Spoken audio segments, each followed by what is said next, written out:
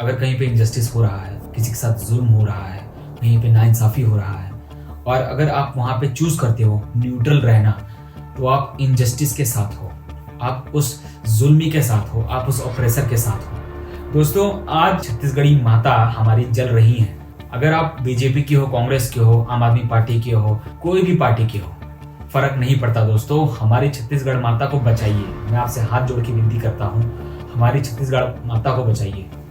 जहाँ भी ये सब जितने भी इंडस्ट्रीज गए हैं, माइनिंग वगैरह हुए हैं, वो एरिया बर्बाद करके रख दिया है।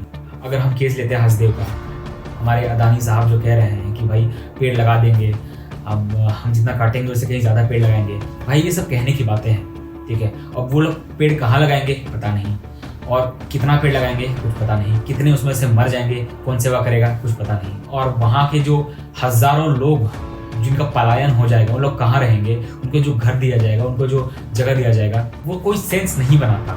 और उस एरिया में इतने ज़्यादा बायोडाइवर्सिटी का नुकसान होगा, आप अंदाज़ा भी नहीं लगा सकते। कितने सारे हाथियाँ हैं, कितने सारे पक्षियाँ हैं, कितने सारे पशु हैं, वो सब सत्यानाश हो जाएगा दोस्तों। तो मैं आपसे अनुग्रह करता हूँ, आपसे अनुरोध करता हूँ कि भाई अगर आप छत्तीसगढ़ी हैं, अगर आप इंडियन हैं, तो आप सामने आइए और हमारे छत्तीसगढ़ी माता को बचाइए। अगर हमने अभी नहीं बोला तो भाई ये लोग बर्बाद करके रख देंगे। ऑलरेडी लाखों पेड़ कट चुके हैं और लाखों और कटने हैं। कम से कम जो बचा है उसको तो बचाएं हम। दोस्तों, मैं ये इसलिए बोल रहा हूँ क्योंकि मेरा घर खुद हाईवे में है, हाईवे में पड़ता है, नेशनल हाईवे में, और मुझे पता है कि उस रास्ते में जो बड़ी बड़ी ट्रक्स होती हैं, जिसको हम हाईवा बोलते हैं, वो बहुत चलती हैं। हमारा जीना हराम हो गया है उस रास्ते में।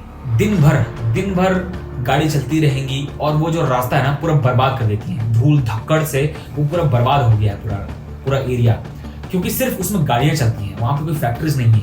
लेकिन सोचिए दोस्तों, जहाँ पे ऐसी फैक्ट्रीज हैं, जहाँ पे ऐसे माइनिंग हो रहा है, जहाँ पे ऐसे इंडस्ट्रीज लगे हैं, तो ना बड़े बड़े कोल वाले या फिर माइनिंग वाले, उस एरिया का हालत क्या होगा हम सब जानते हैं। जो झारखंड का है झरिया डिस्ट्रिक्ट, वहाँ पे बर्बाद कर दिया माइनिंग करके इस इंडस्ट्रीज वालों ने, और जो लोगों को वादा किया गया उसको भी अच्छे से नहीं निभाया गया।